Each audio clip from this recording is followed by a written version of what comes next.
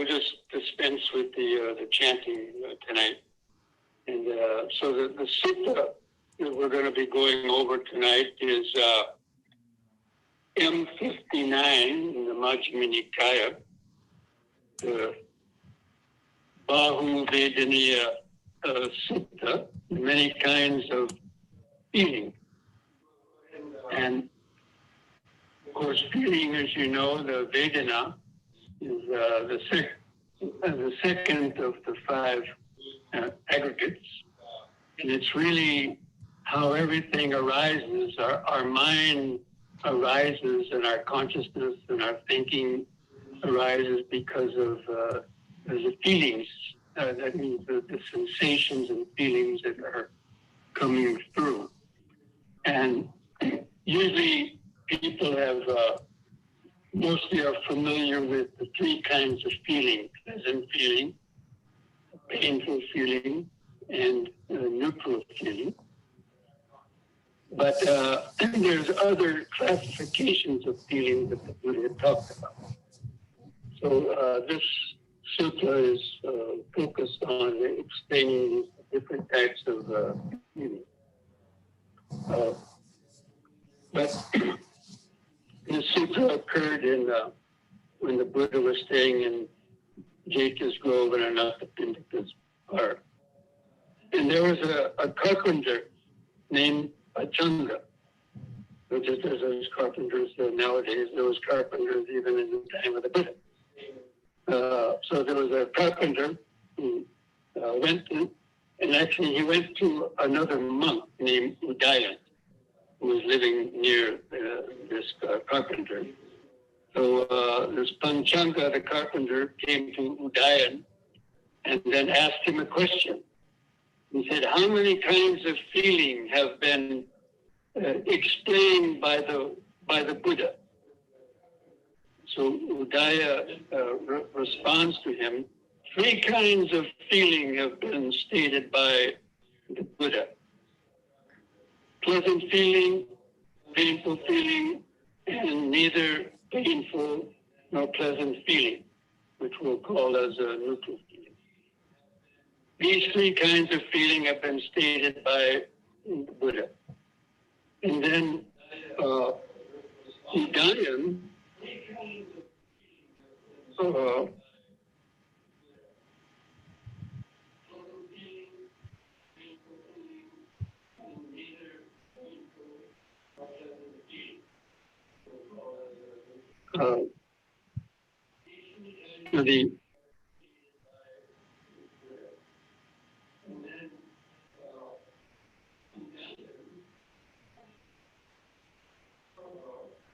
So Udayana says there are these 3 kinds of feeling.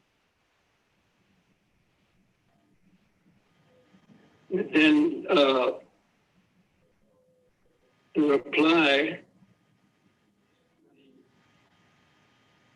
the Panchanga is saying to, so Udayan tells Panchanga that there's 3 kinds of feeling. But then Panchanga kind of refutes Udayan and saying, not 3 kinds of feeling have been stated by the Buddha. 2 kinds of feeling have been stated by the Buddha: pleasant feeling and painful feeling. And he says this neither painful nor pleasant feeling has been stated by the Buddha as a peaceful and sublime kind of pleasure. This Pachanga is saying that neither painful nor pleasant feeling is not really a feeling, but it's a peaceful and sublime kind of pleasure. And the second time, the Venerable Udayan stated that no, there are 3 kinds of feelings: pleasant feeling, painful feeling, neither painful nor pleasant feeling. And again said, no, there's only 2 kinds of feeling. And then for a third time, Udayan said, no, there's 3 kinds of feeling. And then Panchanga would say, no, there's only 2 kinds of feeling. And when this was going on, Venerable Ananda, who was the Buddha's attendant was overhearing this conversation between this carpenter and this other monk, Udayan. And then the Venerable Ananda went to the Buddha and then told him the entire conversation between the Venerable Udayan and the carpenter. And then this is what the Blessed One then told Venerable Ananda. So Ananda, it was actually a true presentation that the carpenter Panchanga would not accept from Udayan. And it was actually a true presentation or statement that Udayan would not accept from the carpenter. I have stated two kinds of feelings in one explanation. I have stated three kinds of feeling in another explanation. I have stated 5 kinds of feeling in another explanation. I have stated 6 kinds of feeling in another explanation. I have stated 18 kinds of feeling in another explanation. And I have explained 36 kinds of feeling in another explanation. And I have stated 108 kinds of feeling in another explanation.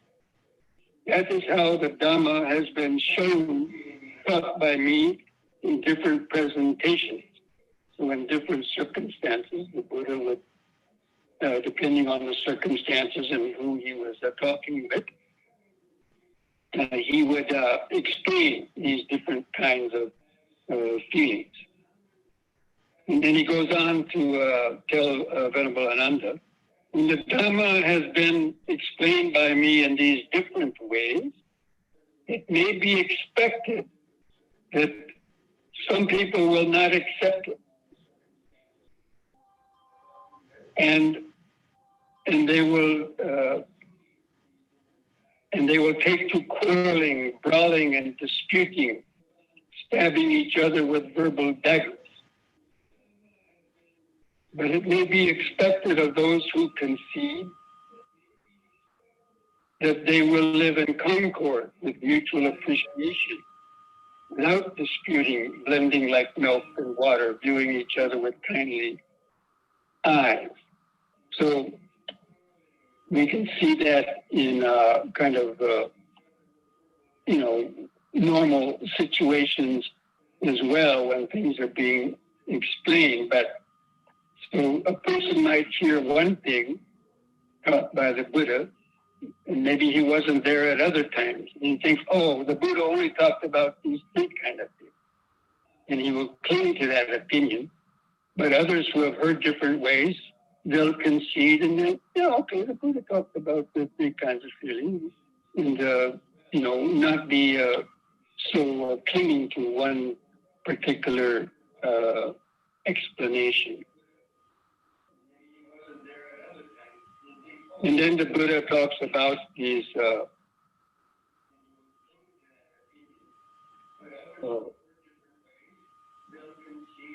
the 5 kinds of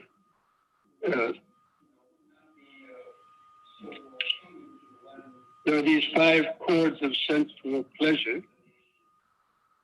That is the forms cognized by the eye that are wished for, agreeable, desirable, connected with sensual pleasure. And he goes through all the senses. So there's visible objects, sounds, smells, tastes, odors, body sensations, and even those 5 chords of sensual pleasure. And people will derive their joy and pleasant feelings from them.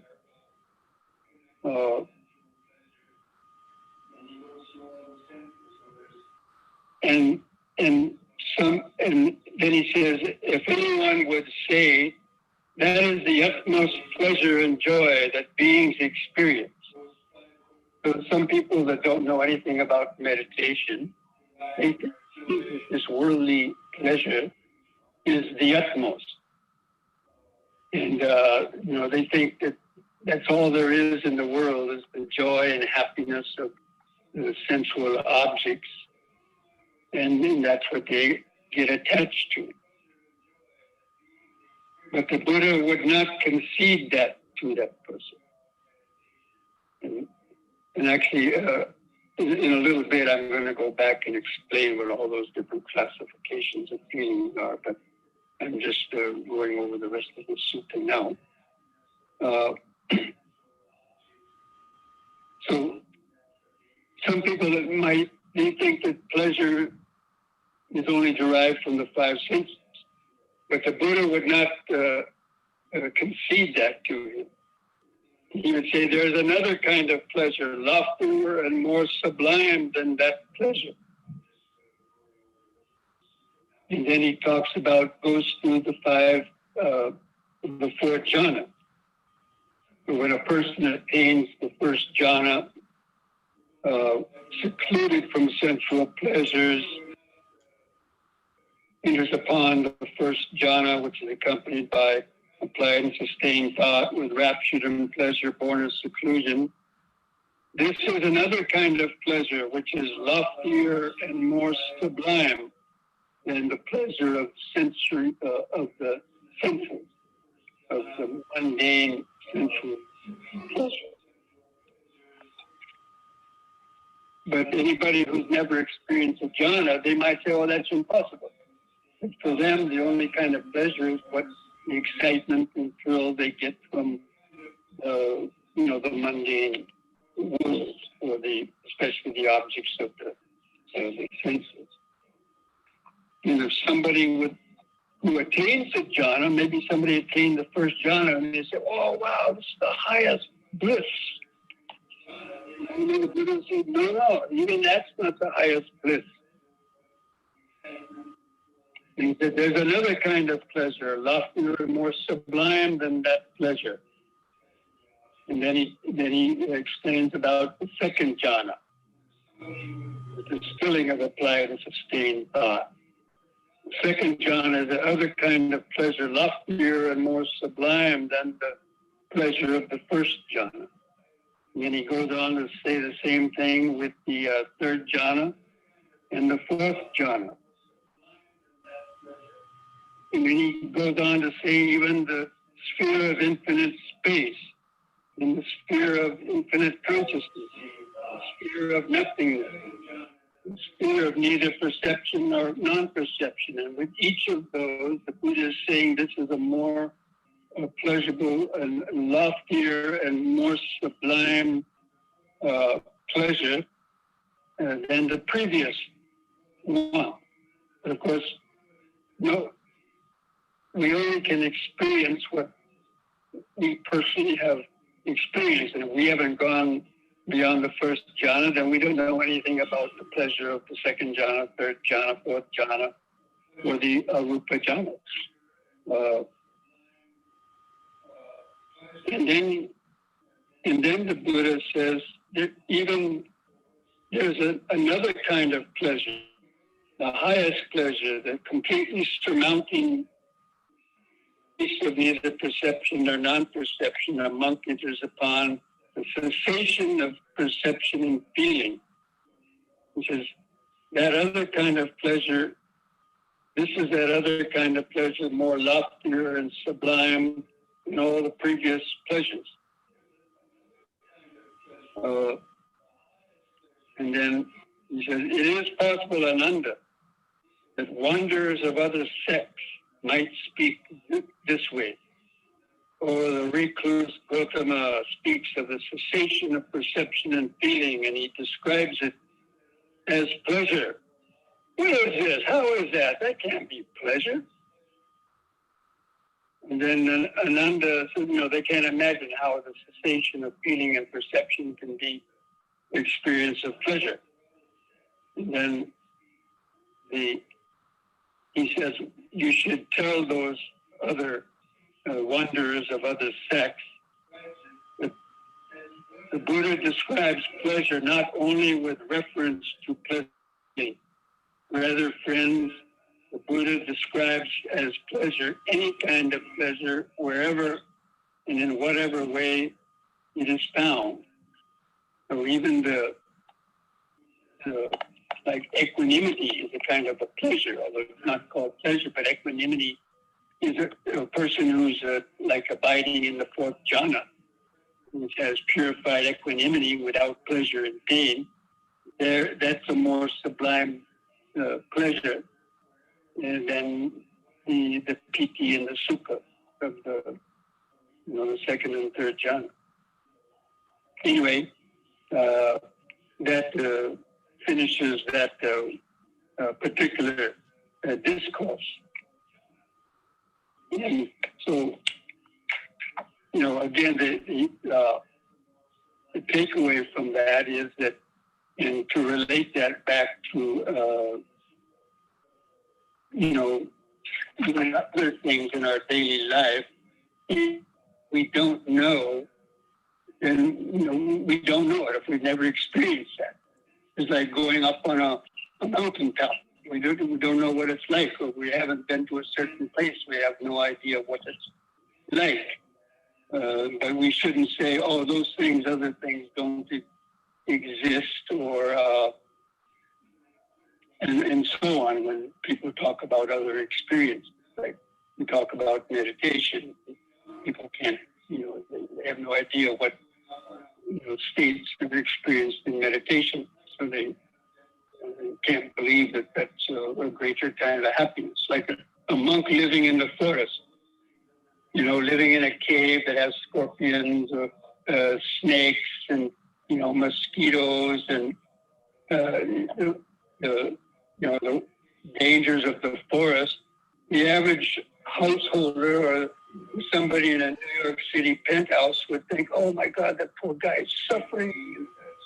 How could he be happy?" But that monk, if he's able to sit there in the forest and meditate, could be blissed out of his skull, and sit in the bliss of the jhanas or liberation for, hours and hours at a time. But, somebody who's never experienced that would say, "Oh, that's impossible. How could they do?" So anyway, that's the the takeaway from this sutta, and the fact that people get content with maybe the happiness that they've gotten from their certain meditations, and they might get that's enough for me, or don't want to go on. But the Buddha described that there's so many deeper and deeper and deeper levels of happiness,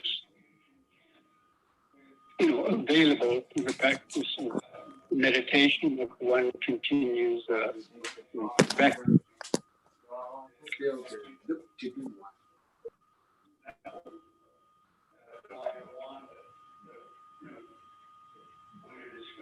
Now, I want to come back now to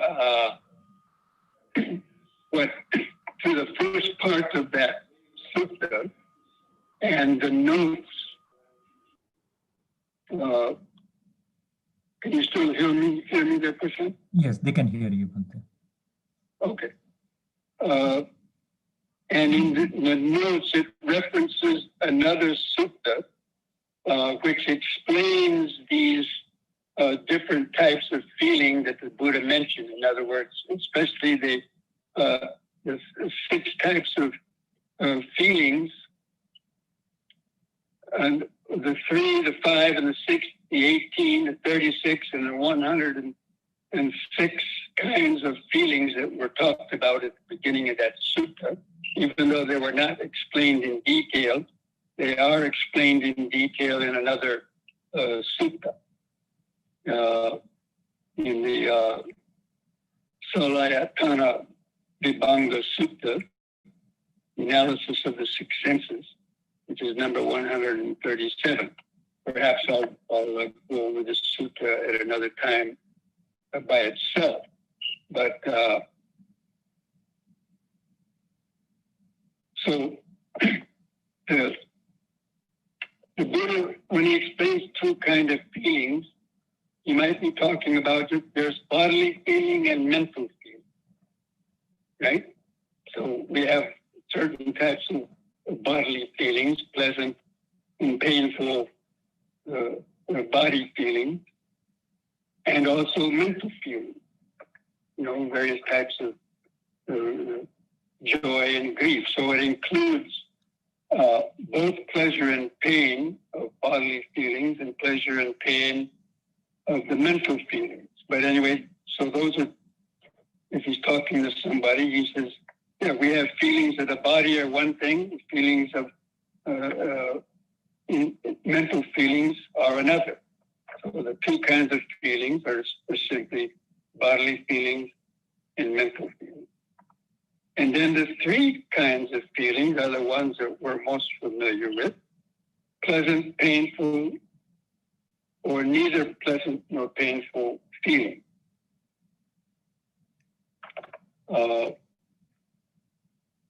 And then the five kinds of feelings are bodily pleasure, bodily pain, mental joy, mental grief, and equanimity.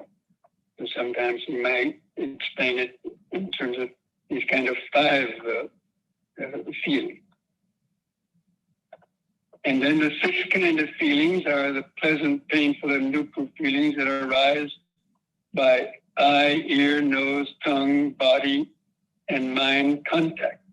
So as we read in the dependent origination, dependent on contact arises feeling.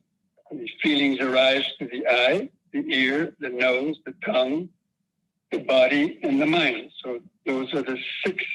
You might explain it in that way. These are the six kinds of feelings.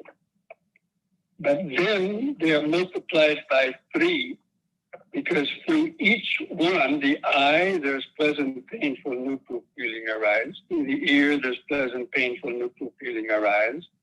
And through the rest of the senses. So that means there's actually 3 different kinds of feelings that can arise through each of the 6 senses. So 3 times 6, that means 18. These are the 18 kinds of mental exploration, them called mental exploration. Because that means they produce these various types of feelings. So it's basically the same. It's just that he's talking about it in just different ways, explaining feelings in more detail. And then there's the 36 kinds of feeling. This is a little bit more interesting, and it's basically the 6 kinds of joy and grief based on the household life,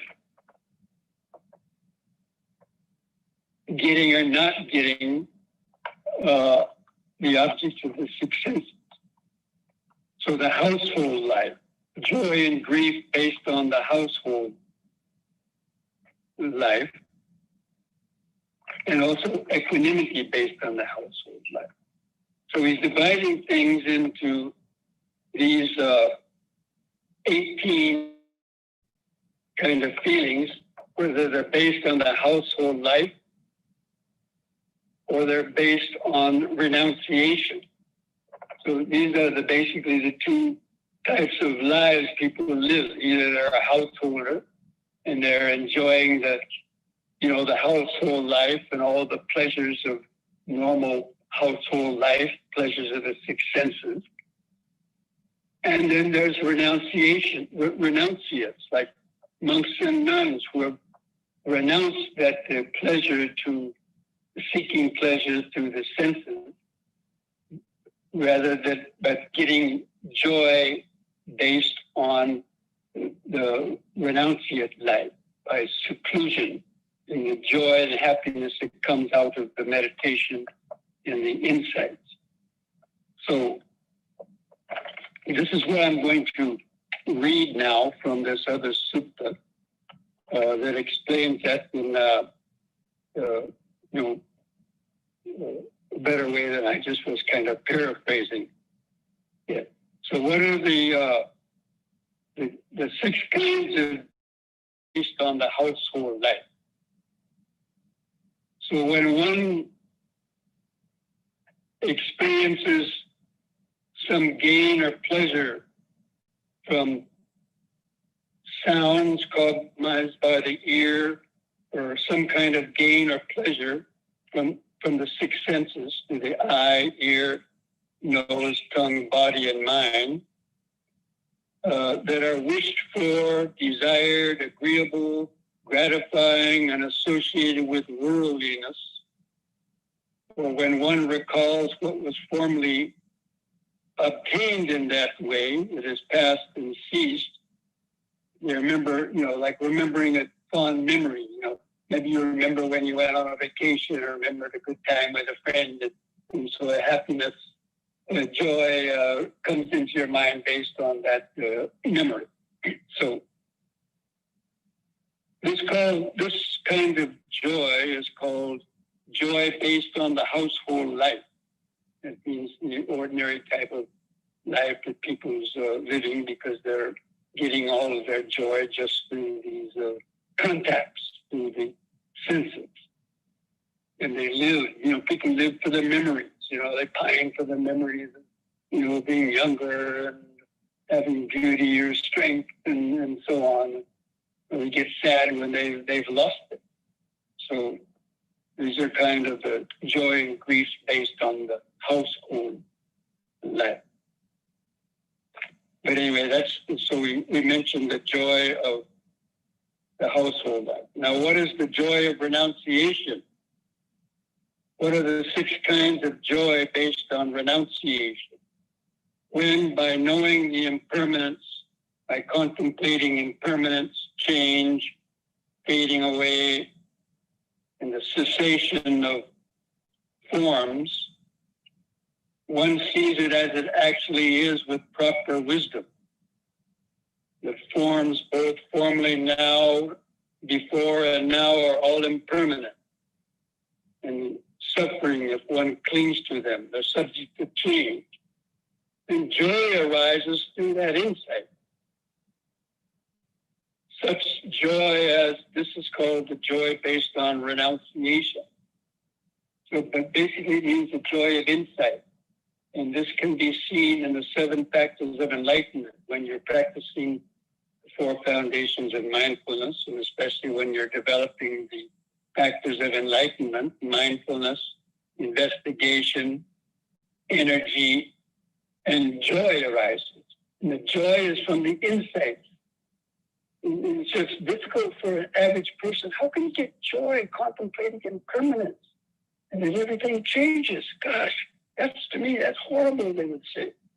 They have no idea. They can't appreciate the mental joy and happiness that can be contemplated by seeing the carcass of a rotting dog on the side of the road, for example. But a monk could.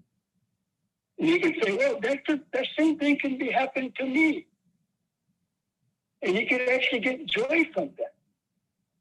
The average person cannot understand that. But anyway, that's why it's called, that there's different, these are different categories. So that is the joy based on renunciation. So again, through all the senses, through contemplating the objects going through the eye, ear, nose, tongue, the body and the mind as well. They're contemplating their impermanence, getting insight into anicca, dukkha, and anatta. Also, when the mind lets go of clinging to all those sensory stimulations and feelings, and you experience the mental happiness of that insight. Again, the average person will never understand that. And that's what can only be understood by a person who is practicing meditation. The same way as that person could not understand the ultimate joy is, seeing beautiful sense objects and smelling nice sounds. But has no idea about the joy through the jhana.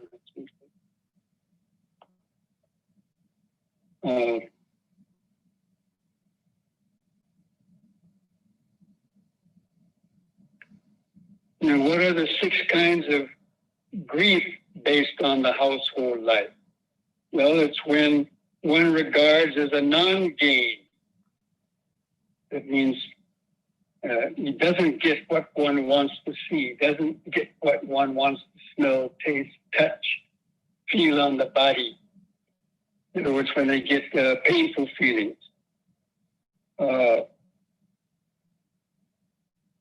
Or when one remembers firmly what you didn't get, that has passed away and changed, grief arises. Such grief as this is called grief on the household life. So there's joy based on the household life. That means when you have feelings associated with all the 6 senses and even your mind and thoughts. Or if you get the painful feelings and pining for them, the ones that have passed and so on, that is the grief connected with the household life. Not being able to eat your favorite food or smell your favorite smells or see your favorite things anymore. Such as maybe somebody who's put in prison, and they're experiencing the grief, connected with those sensory objects.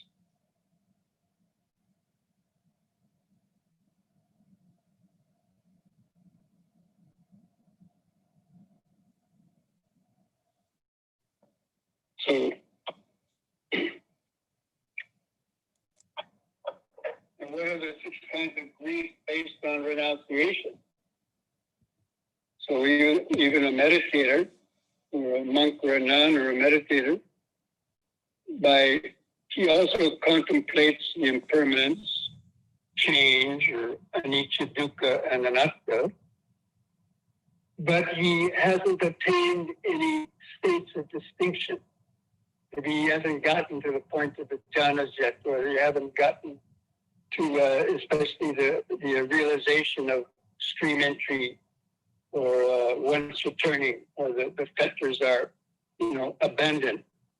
And he pines, when shall I enter upon and abiding in those spaces of the noble ones? And you're longing to, get the stages of enlightenment or jhana, but you're not getting them for whatever reason. That is called the grief based on renunciation. So it's not getting the higher attainment that one would expect, or they're not as coming as fast as one wants. That's called the grief based on renunciation. Again, on all the 6 senses.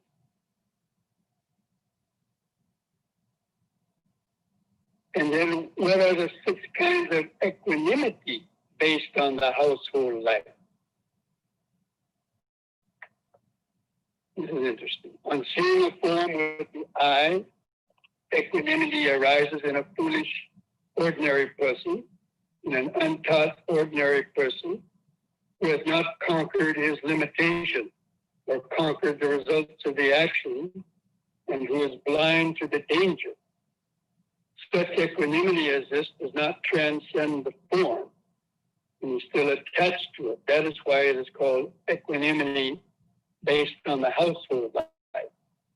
You can have equanimity toward the various sight, sound, smell, taste, and touch, but it's not based on wisdom.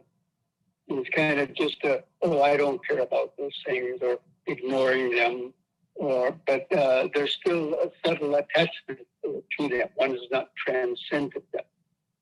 So that's why it's called equanimity based on the household life, because they're still subject to the danger inherent in those if that equanimity changes, and that equanimity can change and then turn into either pleasure or pain again. And then what are the 6 kinds of equanimity based on renunciation? And again, when by knowing the impermanence and change, one gains the insight, one sees as it actually is with proper wisdom, that all forms now and formerly also, they're all impermanent, source of suffering and subject to change, equanimity arises. And this equanimity transcends the form. That's why it's called equanimity based on renunciation. It's the equanimity that comes through the insight knowledges, or by attaining the jhanas, 3rd and the 4th jhana on equanimity. But more importantly, the equanimity that comes through the factors of enlightenment. The 7th factor of enlightenment is the equanimity of formations, which is based on the wisdom. Well, the equanimity of a householder is not based on wisdom because he hasn't gained that wisdom yet.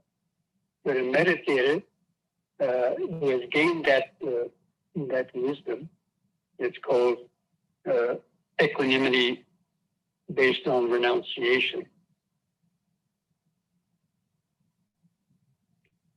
So it was with this reference that it was said, the 36 kinds of feelings or the 36 positions of beings should be understood.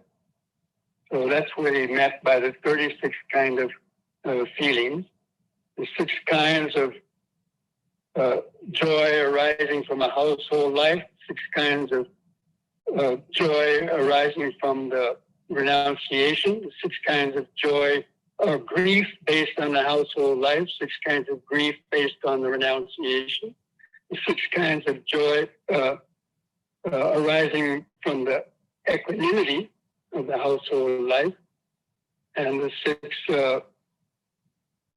kinds of equanimity arising through the renunciation.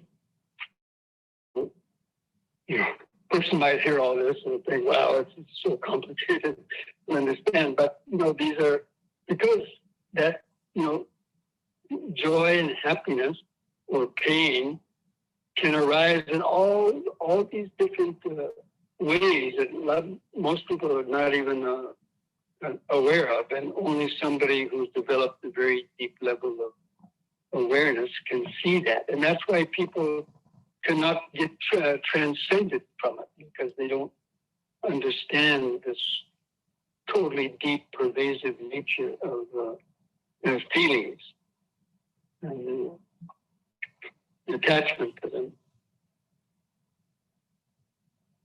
And then if all of that wasn't complicated enough, then the last kind of category of 108 kinds of feeling.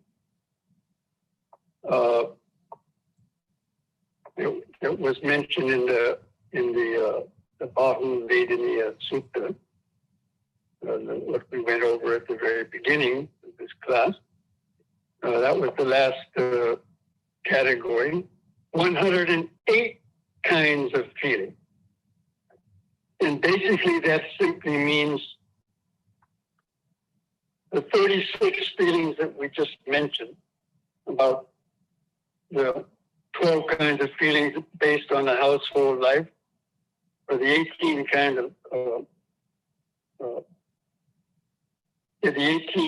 of feelings based on the household life, the joy, grief, and equanimity, and the 18 kinds of feelings arising from the renunciation. So that's 36. Now, you talk the 108 kinds means the ones arising that have arisen in the past, the ones arising in the present, and ones that will arise in the future. Because people can think to the future also. You might think, oh, tomorrow I'm going to go to a restaurant and I'm going to, eat my favorite food. So now you're getting joy based on the household life. It's in the future because you're expecting it to happen in the future, or in the other senses.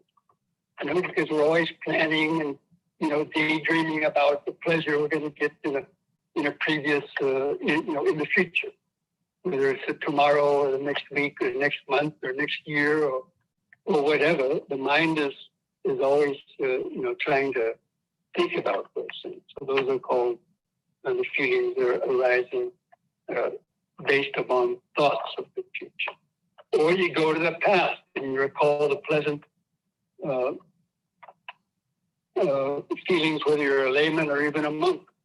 The monk might think back to 10 years when they were first a monk, and the joys, remembering the joys of grief that they experienced then, and then as well as in the present, in the present. So that's the 36 times 3 gives again 108 kinds of feeling. That would just about clinch it for most people. Or it's about it'd be difficult to try to think too much beyond any kind of pleasure, pain, or equanimity that's not connected with this whole life or connected with a meditative life of the past, the present, and the future. So that's why the Buddha, called this Sutta the Bahuvedaniya, Sutta the many kinds of feeling.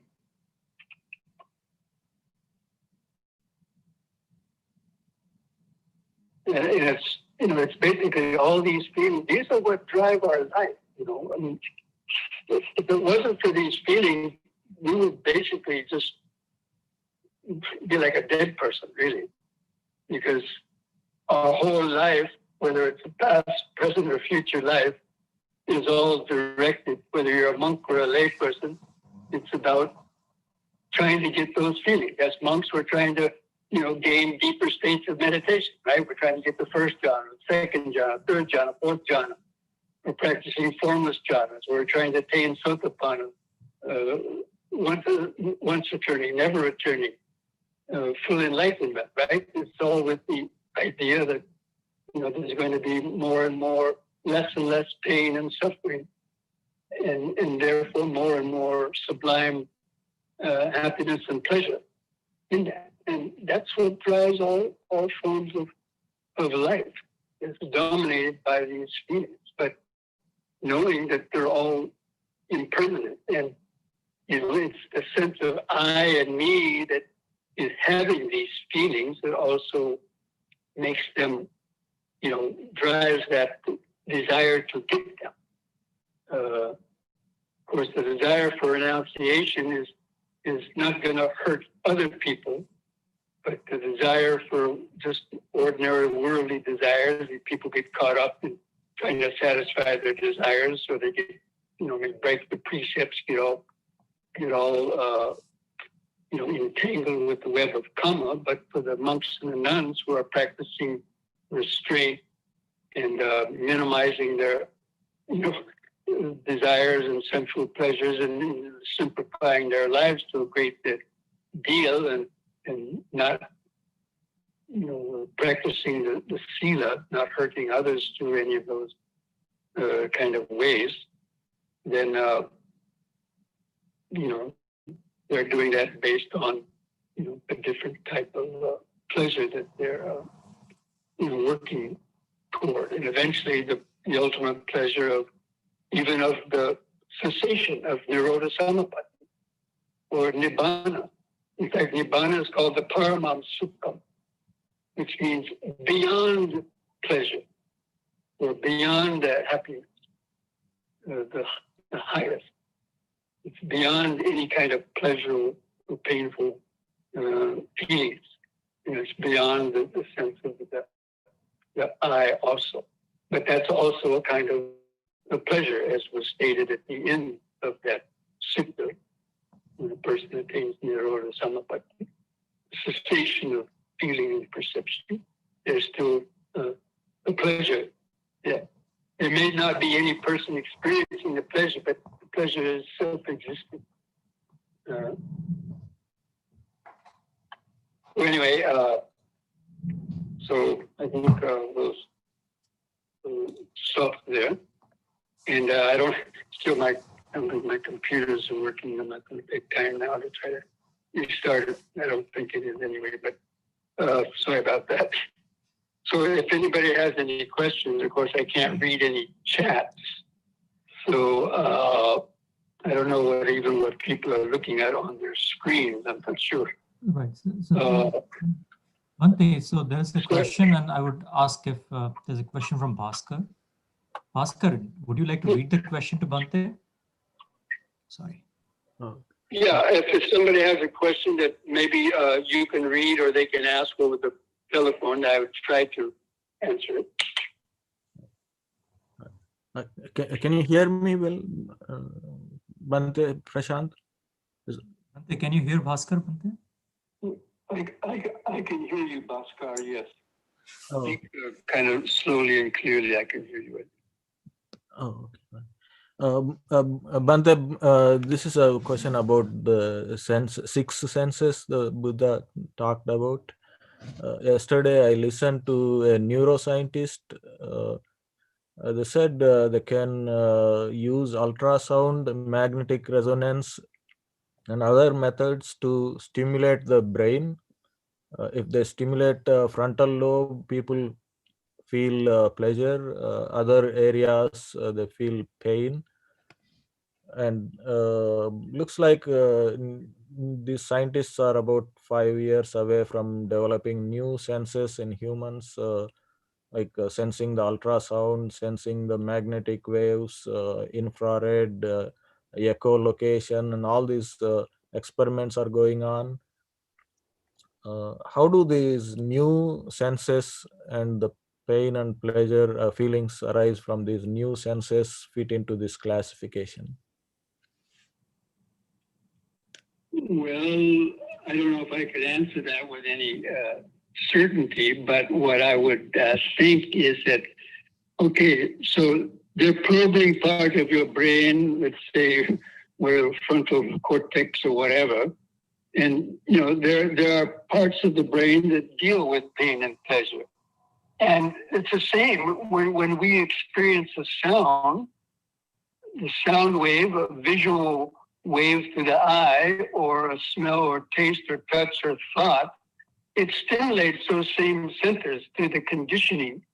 The nervous system and so on probably is stimulating those same centers for pleasure and pain within the brain. So whether it's probed by actually hearing a sound in real life, or some scientist is pricking your cortex with a whatever, I don't know how they do it, but is that what you meant? Yes, Bhante, it's just not any invasive equipment, but just using the waves, magnetic waves and sound waves and infrared and things like that, so people can sense the presence of those waves. So I think just like whatever they're using, waves, magnetic waves, whatever, the waves coming through our senses are also sending out electromagnetic currents, like visual, the senses, the sense bases. That's what they do. They pick up the electromagnetic sound vibration, smell, odor, taste, touch, sight. These are no different. They're just these vibrations of electromagnetic energy, or whatever you might imagine them. But it's probably not much different. And stimulating these, and depending on our conditioning, we will react to those. The brain will react to those things and reproduce our feelings of pleasure or pain that then we might experience. So that would be my, kind of answer to that. That I would say that it's, they're doing it by poking you with some instruments or machines or whatever, and the world is poking us with actual sounds and visible and odors and flavors coming through our senses. Whatever, it's still, everything still goes through the brain and the memory, and these things are all reproduced.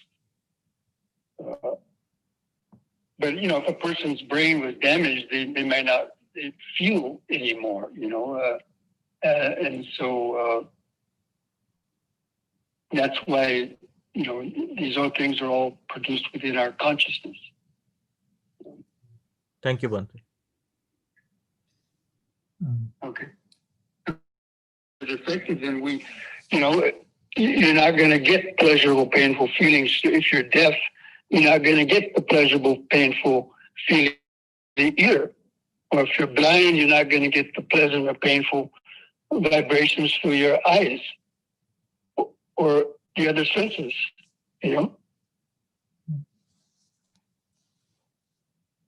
Thank you, Bhante. That's why everything is dependent. So another question is from Bob. Bob, would you like to unmute yourself? Yes, thank you. Can you hear me? Hello? Is everybody watching Zoom except for me or what? You're on Zoom? How is that? If I'm not on it, how can they watch it? They're watching it through your computer, right? Yes, Bhante. Watching through my You computer. can take place. No, Buddha has taken. I haven't taken your place. Can you hear me okay? I'm the little man out here. Okay, Bob, do you have a question? Yes, can you hear me? We already told you yes. Oh, I'm sorry. That's good then. Okay. Bhante, I'll read. Bhante, it seems Buddha often taught that consciousness was not enduring without sense input. Eye consciousness, ear, nose, for example.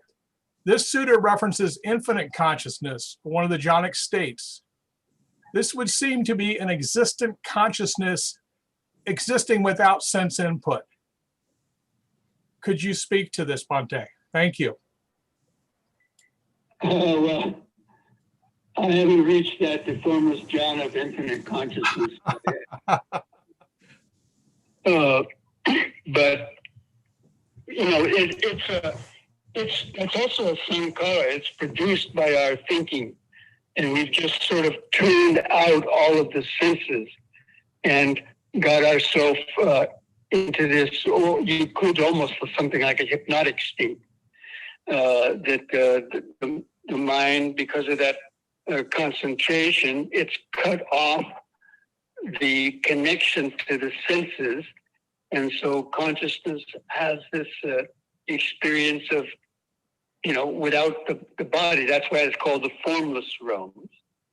That the senses are cut off basically, and all you're experiencing are states of different altered states of consciousness. And I was thinking too, Bhante, is it possible the infiniteness of it is that we start to see that our consciousness can take in, it can take anything in. So it's infinite in its absorbing scope or its perceiving scope, which goes kind of along with what you say. As the sense data recedes, we open up to a consciousness of what is the biggest possibility or whatever, if that makes any sense. Well, infinite consciousness is not nibbana. Nibbana is something apart from that, is different than that. So, there's infinite consciousness, nothingness. These are formless jhanic states. But, it's hard to explain. them. And I haven't attained those kind of formless jhanas myself, so I can't really talk from any experience about that. You know? Right. Thank you, Bhante. I appreciate that. Yeah, I don't care to attain those states. I'd rather be aware and attaining the non-dual awareness while I'm still aware of things, but yet the sense of self and I and the clinging and reaction to those things has gone away. That to me is, I prefer to be in that kind of a state than going into some abstract kind of formless jhanas and so on. Right, right. Formless jhana and so on. You know, basically you have to be just in a state of meditation or something because you're disconnected from everything. But in Nibbana, you don't, because, you know, even arhants move around. They're in Nibbana all the time. I guess the reason I asked that question, Bhante, is last night in our insight group here in Richmond, we were talking about Vedana, and we were listening to a teacher out of Seattle, and the positive, the negative, the neither positive or negative. And we were wondering about that middle point where it's neither positive or negative. And so we kind of got into some other things as well, but I don't know, that's probably confusing. But I kind of wonder if, you know, it's that way in the way of consciousness too, that there's, anyway. Yeah, I just, thank you, Bhante. Okay. Yeah, these are very difficult topics to try to, you know, explain in our ordinary, you know, language, and especially with our, you know, limited kind of experience and so on. You know, only somebody like a Buddha or an Arhat could be comfortably and confidently talking about these things with any certainty, you know, based on their experience. Bhante, excuse me. It's Anagarika F. Frank. You know, you're hitting on some really important insights and communicating them to us. But also the questions from the last two questioners. So what it's doing is giving me a free association with my experience with my 93-year-old father in his last moments. And he didn't, for one thing, applicable to what we're talking about over the last few minutes, he didn't, he was sort of paralyzed, and but he was conscious, and I didn't know whether he was getting what I was assisting him in, which you know, on the side had to do with the path, the Dharma, the Bodhidharma, the way of the cross, and then the Milky Way of the walking way of the American Indians. And I thought, you know, what you're talking about is sort of is answering, you know, my on a mental feeling way that with this experience with my father in his final moments, in his final breaths, and you know, it basically that chanting is important, you know, for the, like you were talking about the vibrations of the electromagnetic, of sound, you know, where it's the sensors themselves, the five senses themselves. But my question is with the householder equanimity, and then I'm like, aha, that's why there's a carpenter involved in the sutta. Because you know, in other words, totally different. So you know, householder equanimity would be like a kind of indifference, because it's not renunciate, you know, monks and nuns, equanimity. So I was wondering first if upekkha, are householders having like an opeka equanimity? I forgot. I knew. I still remember the tetra maja matama. Being in two places. I mean, being the equanimity, being in two places or more, in the the three worlds. But I know that there's another term for equanimity of kind, a heru, you know. So I'm wondering, like I immediately see that the householders' equanimity, or worldlings' equanimity would be greatly limited to indifference. Like the first level of equanimity, is animal indifference, like what, how the birds, you'll see the birds like, still hanging, roosted in on a telephone wire or something in the middle of the winter.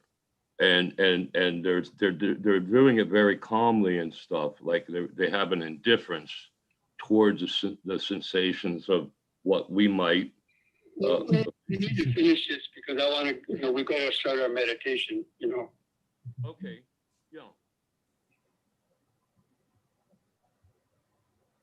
All right. Okay. Frank, did your father die? Yeah, I thought you got that message I sent you on Message that your father died? 2 suttas ago. I wrote out a message to that effect. Send me again. Send me an email, and you can explain it to me in email. Yeah. It was very intense. It's not that it's complicated, but from my other third, second, third, and fourth parties are involved in this. And I was feeling today, but I was feeling some, Okay. All right, Bhante. Yeah. Okay, Bhante. So Bhante, you want to take a break and then, or do you want to try log in again? Yeah, I guess there's no point in doing yoga because they can't see anything. So we'll just take a couple minutes break just to these about them. Then if I don't know, maybe we should just forget the meditation too, or do it over the phone. It's kind of strange. What do you think, Prashant? Or do you think you cannot log in? Like you want to give it a try, and if not, if you feel comfortable over the phone, I think we have got 20 people over here, and if, I think people can follow through. I think they can hear you clearly, and I understand you can also hear them clearly. Yeah, but they're not going to be talking during the meditation. Right. No. And I think the suggestion. Okay, I don't want to try to mess with my computer now because Sure. Then Bhante, everybody's suggesting is that like we can go directly into meditation without yoga. So we can take a couple of minutes break and then we can start guided meditation over the phone. Yeah, that's what I'm saying. Yes. Yeah, that's what I was saying. Okay. Yes.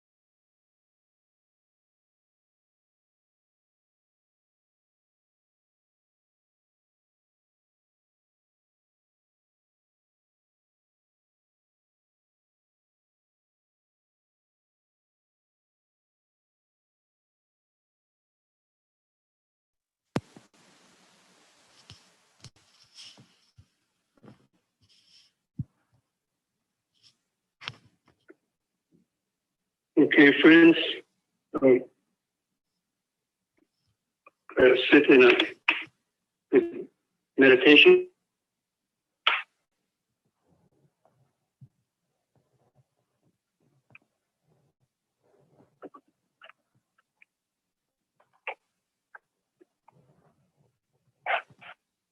You can hear me. Yes, Bhante, I can hear you. I think sound is going through. I said try to sit straight, keeping the head and spine in a straight line. Relax your shoulders.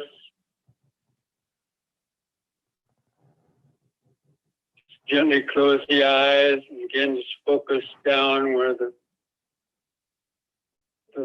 buttocks press the seat. You feel that solid contact of the buttocks to the seat. Try to feel some sensations there on your right or left buttock. That earth element sensation of solidity.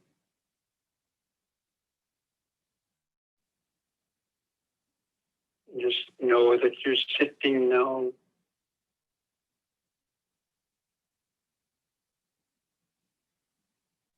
And let the awareness move down the legs, over the knee, the lower leg down into the feet. You feel your feet and toes, where they touch the floor, and they crossed over each other, press the floor, and feel the pressure of the socks against the skin.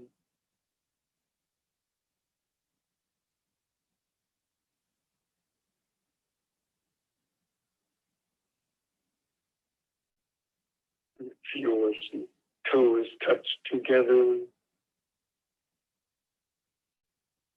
Just remember that you're sitting. Letting go of your thoughts.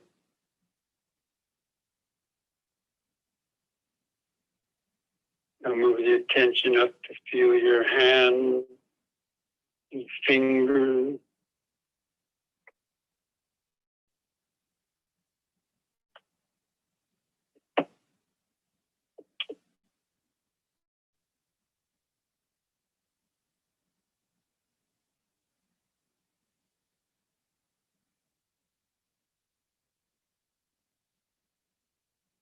And feel the weight of the arms hanging from the shoulder.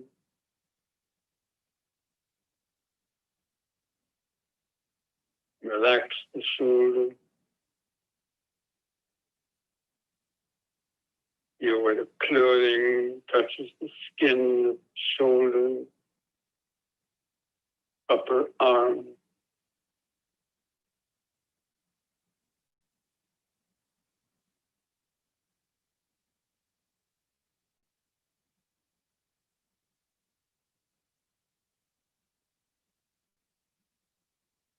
Now feel the head balanced on top of the neck.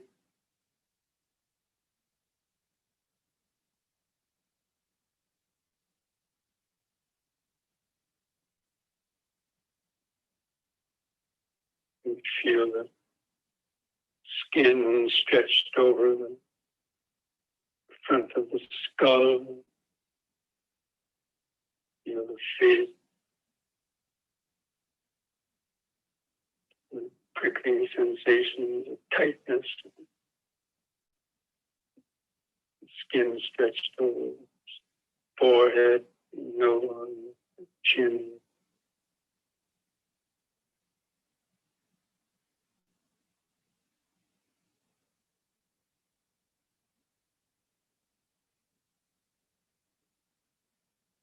And just looking at your face from the inside.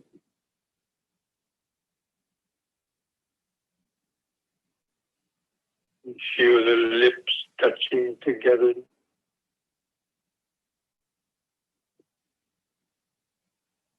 the upper lip touching the lower lip. Any little sensation you can notice.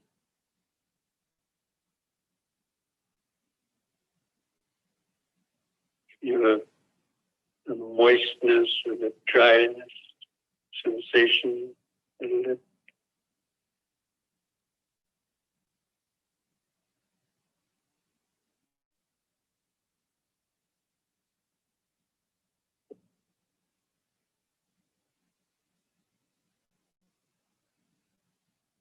You feel the tongue laying in the mouth.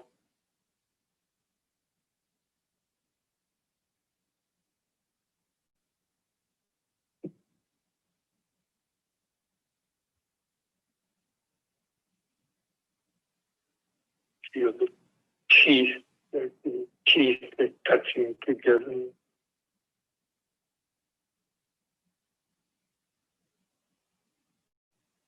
The gum.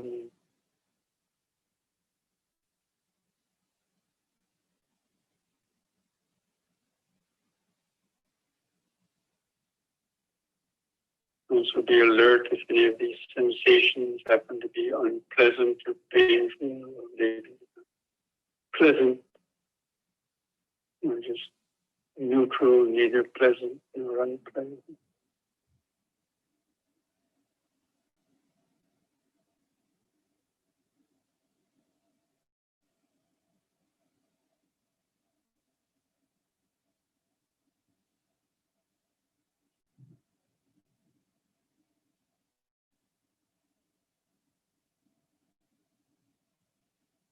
Now move the awareness up, feel your eyes resting in the soft.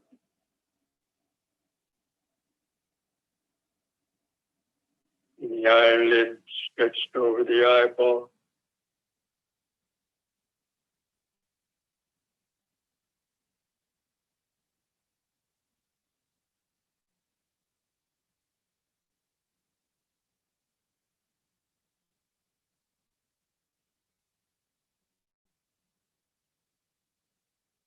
You might see some color, light, some mental aid.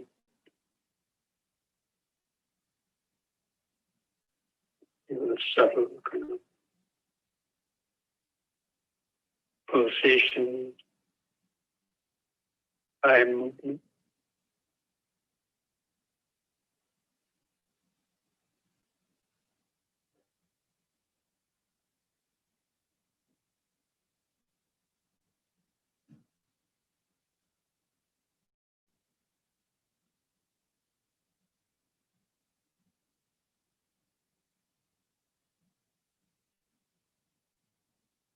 And see if you can feel the ear, the outer ear.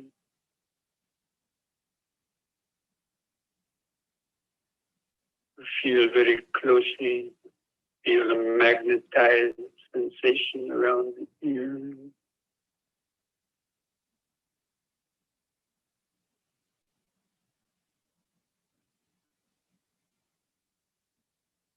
You might hear some very subtle sound.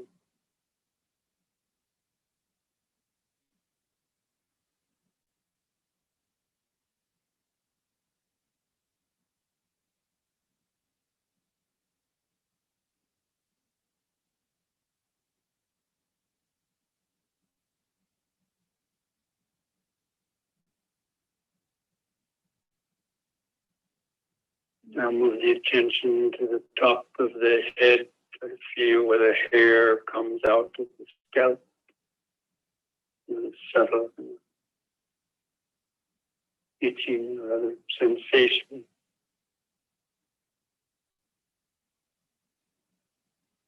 On the top of the head.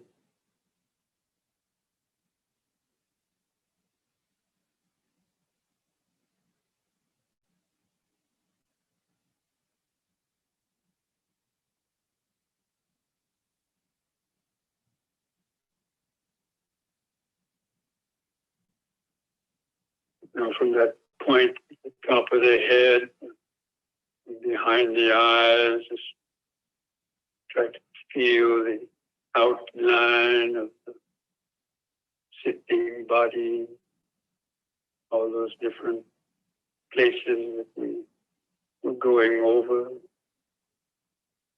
buttocks, feet pressing the floor underneath, hands and fingers touching, the arms hanging at the side.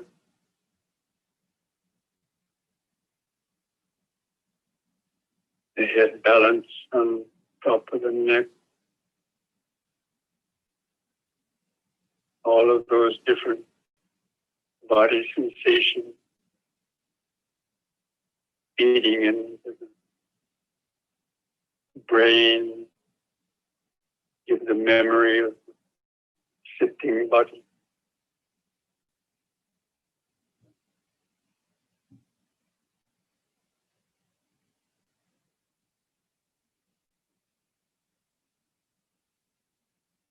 Just mentally remember sitting, sitting.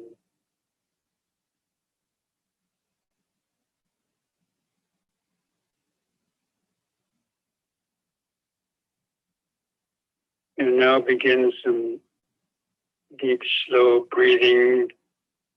Help oxygenate the blood. Tune into the breathing more closely. Feel the expansion of the abdomen, rib cage, upper chest. Bring the air into the upper chest. Hold the air in 2 or 3 seconds. Slowly breathing out. Feel the last bit of air go out of the lung. Then the next in-breath.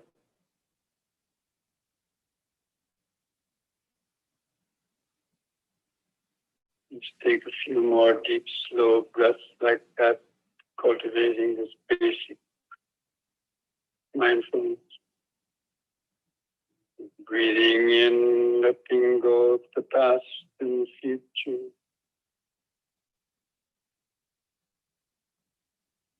Breathing out, sitting here and now. Breathing in, letting go of the past and future. Breathing out, sitting here and now.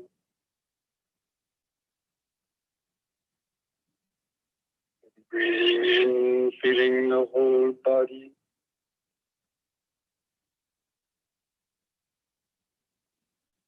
Breathing out, feeling the whole body. I want to count the breaths again from 1 to 10. Build up a more precise concentration.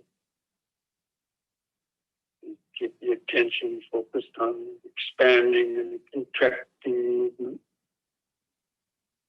of the breathing process. Where you can feel the air entering the nostrils, feeling it then, the lungs expanding. Kind of visualize or follow the breathing in that way. And on the next in-breath, mentally count 1.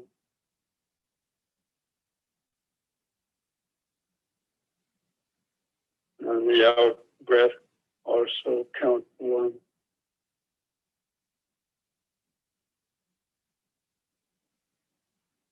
Next in-breath, 2.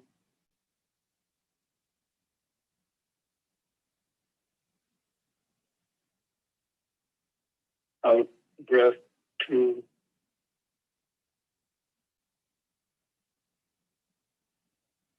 In-breath, 3.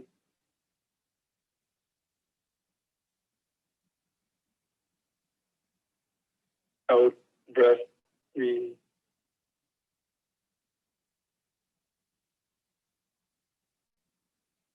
In-breath, 4.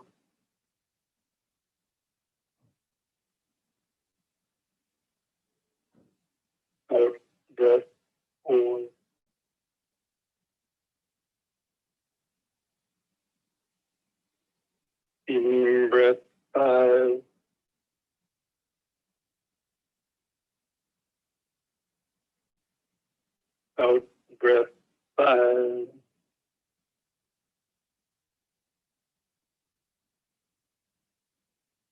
In breath 6.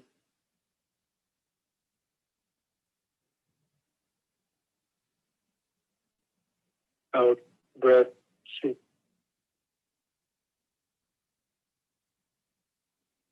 In breath 7.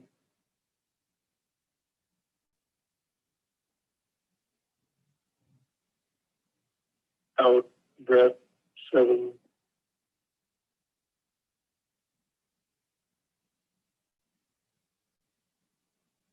In breath 8.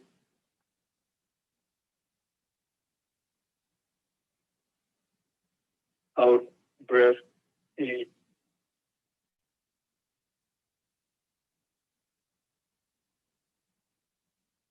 In breath 9.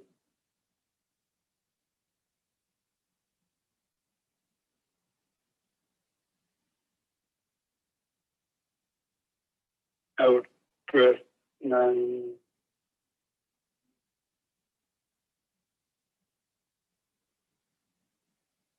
In breath 10.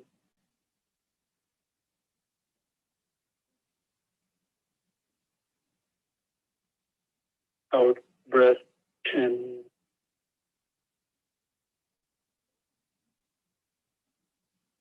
Now discontinue the counting. Discontinue the controlled or deep breathing. Letting the breathing return to lesser or uncontrolled rhythm. But continue to feel it. Keep mind focused there. The subtler movements of the abdomen, stomach, rib cage, and chest. Feel the sensations of the clothing rubbing against the skin of the abdomen, stomach, rib cage, and chest. It expands and contracts, developing our concentration.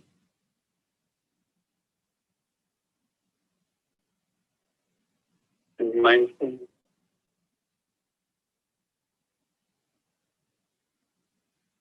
It's knowing when the breath is coming in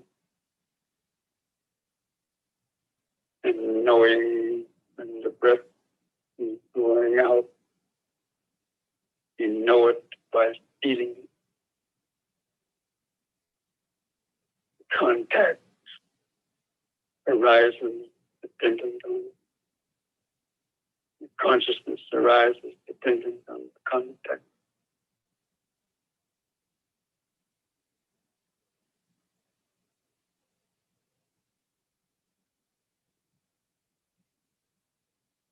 Try to notice the brief pauses between the breath.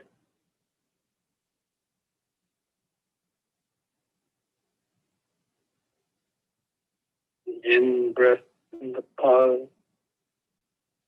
The out breath and the pause.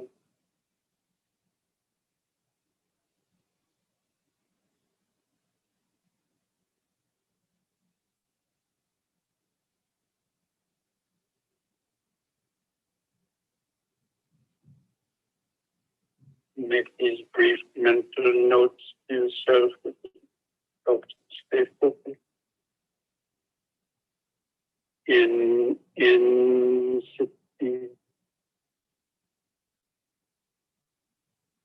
out, sitting.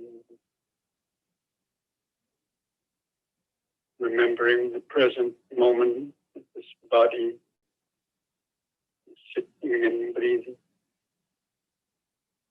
a connection to the present moment.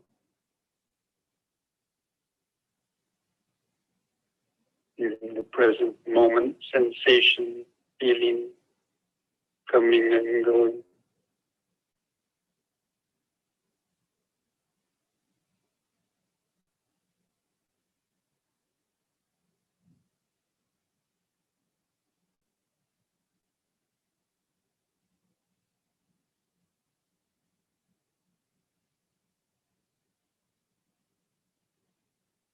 In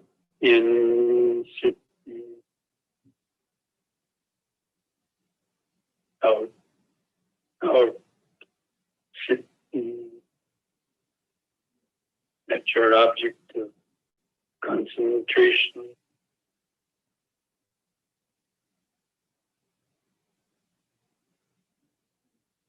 At the same time, mindfulness is alert for other potential distractions. Mindfulness is aware of the changes, noticing how each breath is different,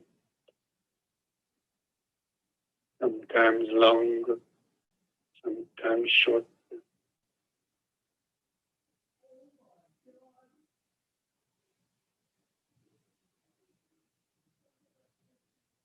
Different kinds of feelings arising.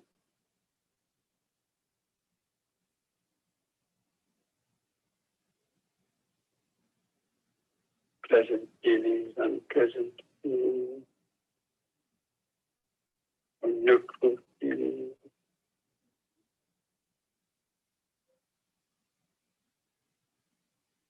We can detect those feelings.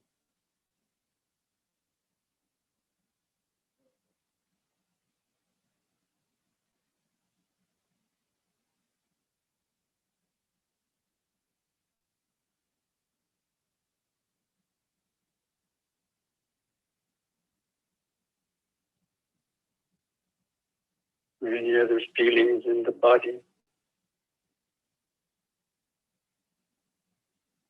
Feel any painful or pleasant sensations in any other part of the body. Object of mindfulness.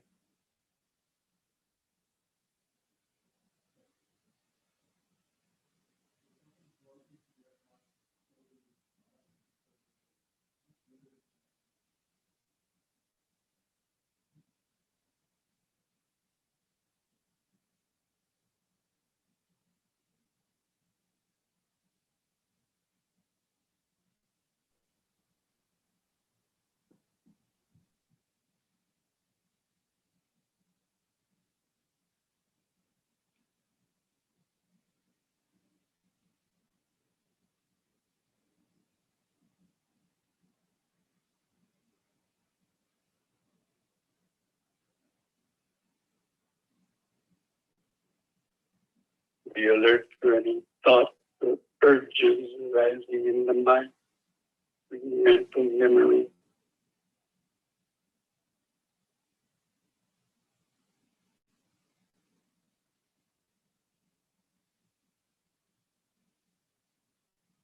Joy or grief connected with household life.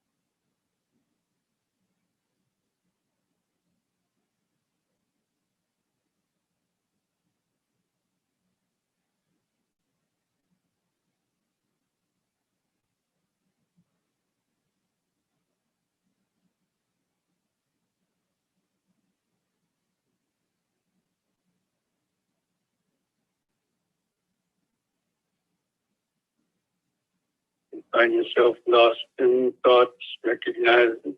Lost.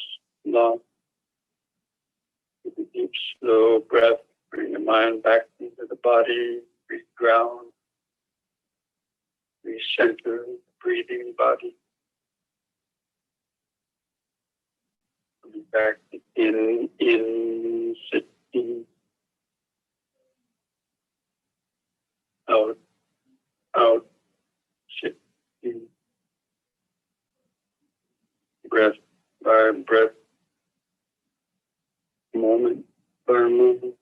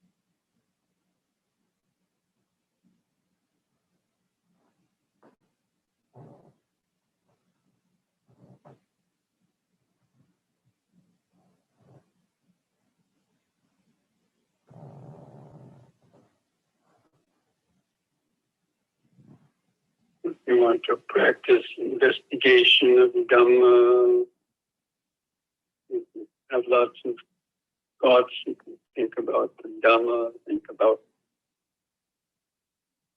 18 types of feeling. Remember the kinds of feelings you might have had past or the present, painful feelings to the eyes, ears, nose, tongue, body, and mind. Painful feelings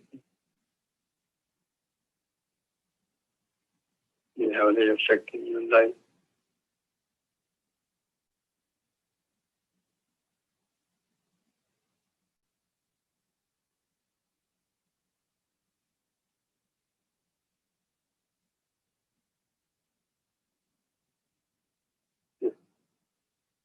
Dissatisfied with your meditation, thinking you're not making enough progress, painful feelings associated with non-worldly painful feelings.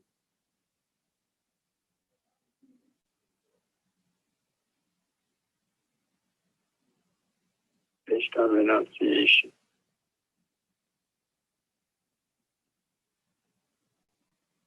Just contemplate how feelings move. Our whole life dominated by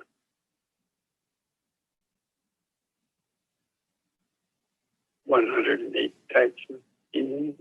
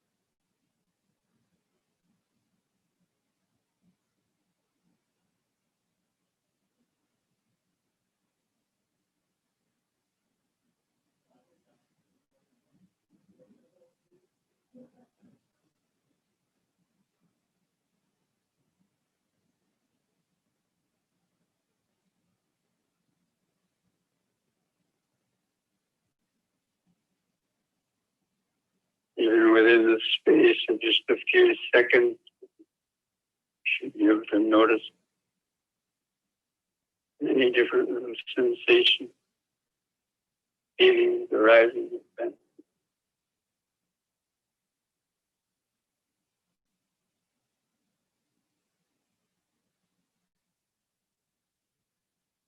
Turning up the power of the mental microscope, concentrated awareness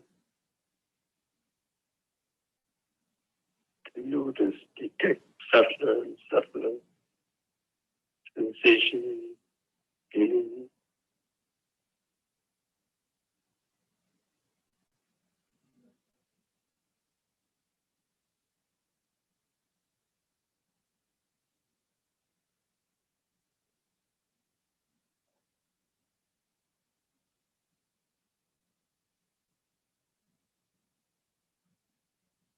In the body or the mind.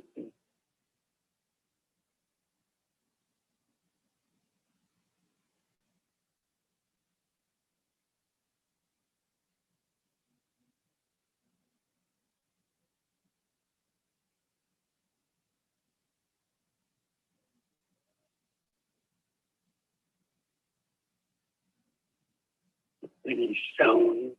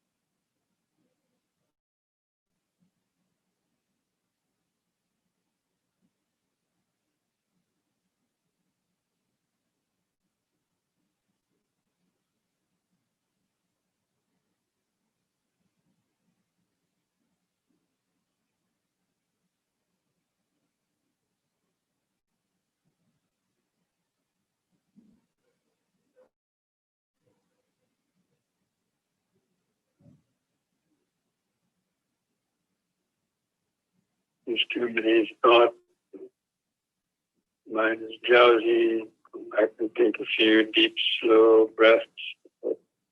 Reground into the breathing body.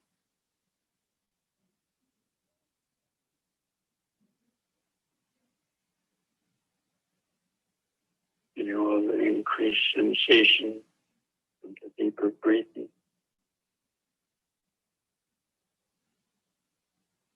Or the attention in the present moment.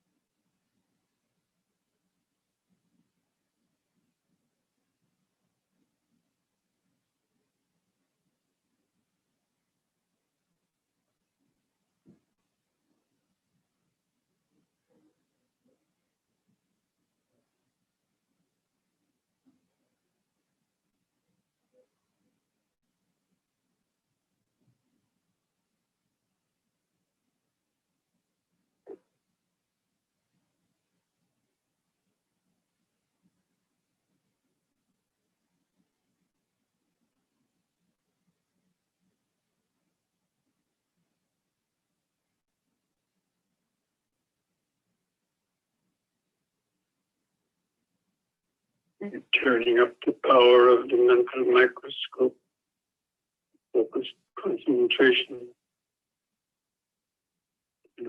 Notice cellular, spinal sensation, feeling, rising and vanishing very quickly.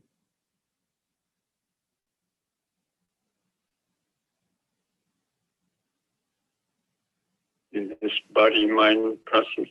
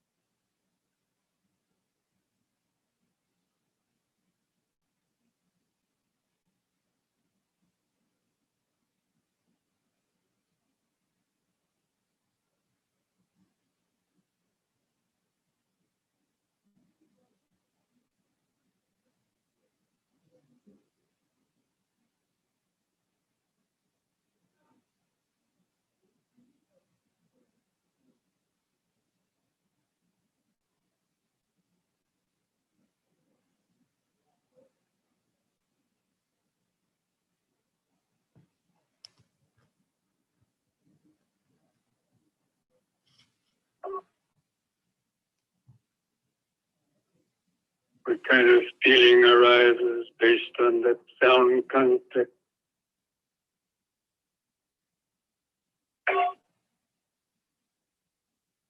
Feeling, perception, thought.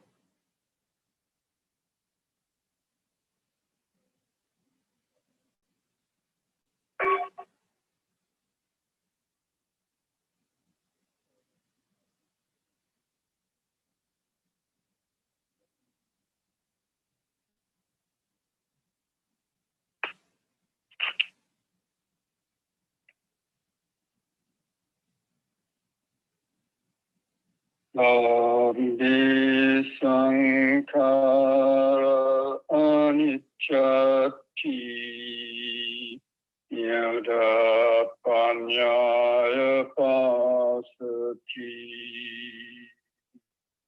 atani bindati dukhi Isamago Visuddhiya Dukkha Pata Chani Dukkha Bhaya Chani Bhaya Sokha Pata Chani Sokha Ontu Sabbe Pipani.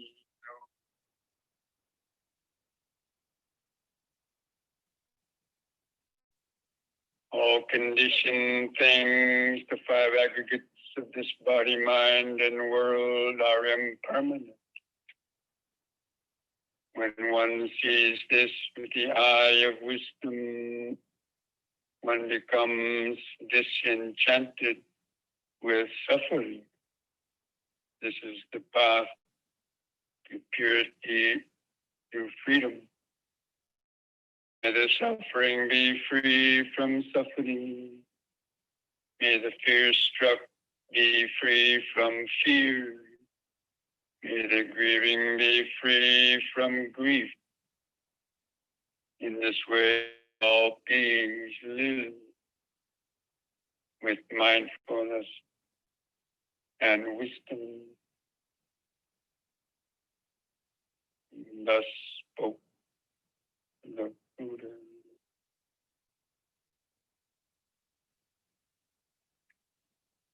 Now, friends, in the last couple minutes, sending out thoughts of metta, friendliness, best wishes for ourselves and all other beings.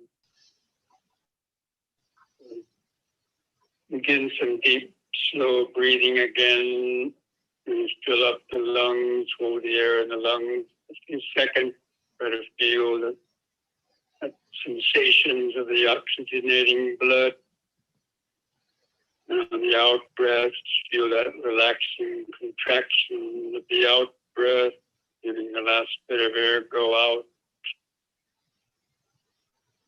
As you're breathing in, holding in the air, sort of feel those sensations. Imagine that as metta to your own body and mind, slow breathing,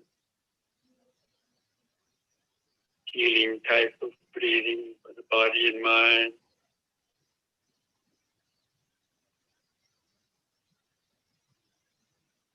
Speaking along these lines to yourself, from excessive attachment to greed, and hatred, ignorance. Be free from the pain, sorrow, and suffering of body and mind brought about by such unskillful thought, speech.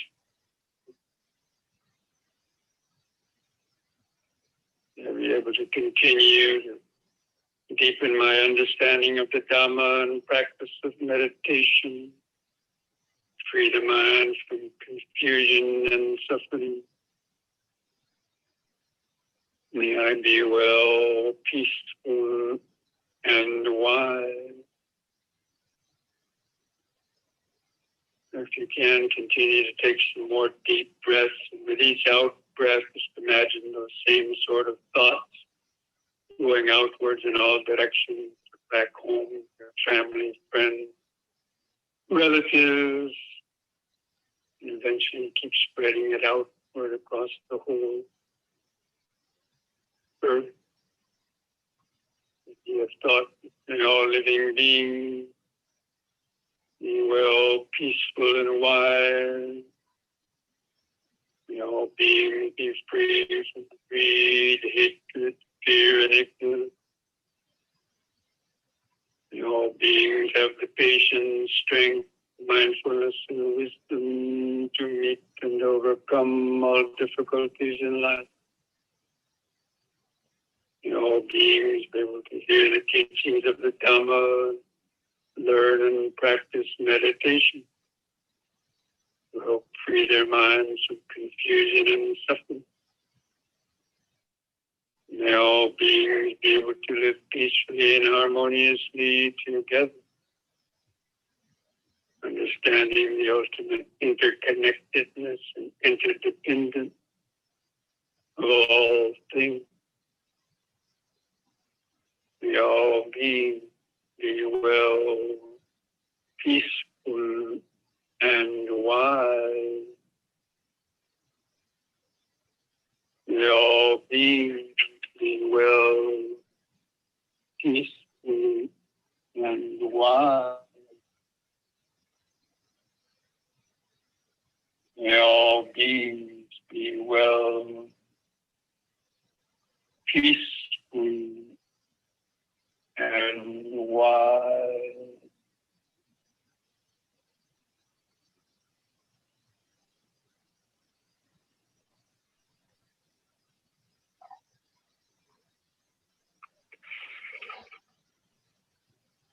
These things, like the joy and chanting the word sadhana 3 times slowly to finish the meditation. On a long out breath, breathe in.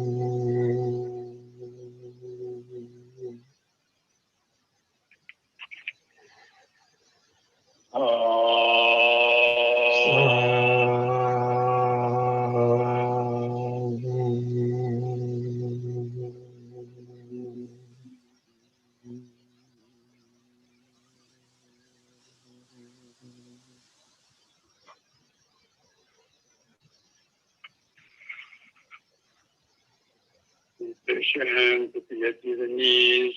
Take one more in breath. Breathing in, stretch your head back, pull against your knees. The hands arch the spine.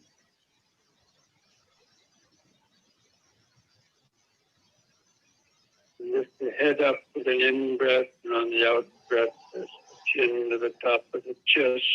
Stretch the neck vertebra.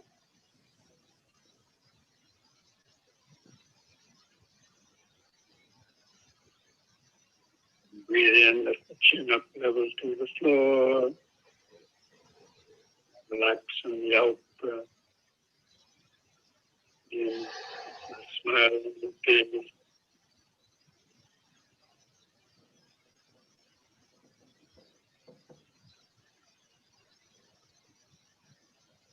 Smile is the smile of wisdom. Something like to see, knowing that everything. Again, Chittipranamata.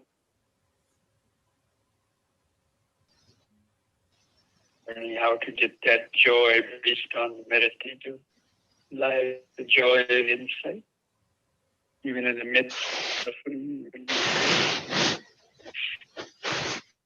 Okay, friends, so I'm sorry about, at least on my side, the Wi-Fi getting cut off, but that's impermanence. Anything can happen, so try to get that back online before next Sunday. Okay, so in the meantime, mindfulness today keeps dukkha away. Keep up your meditation practice. I do. Thank you, Bhante.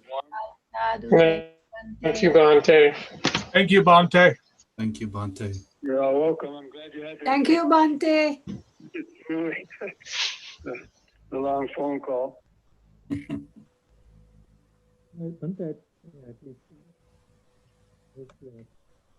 We were able to get the message.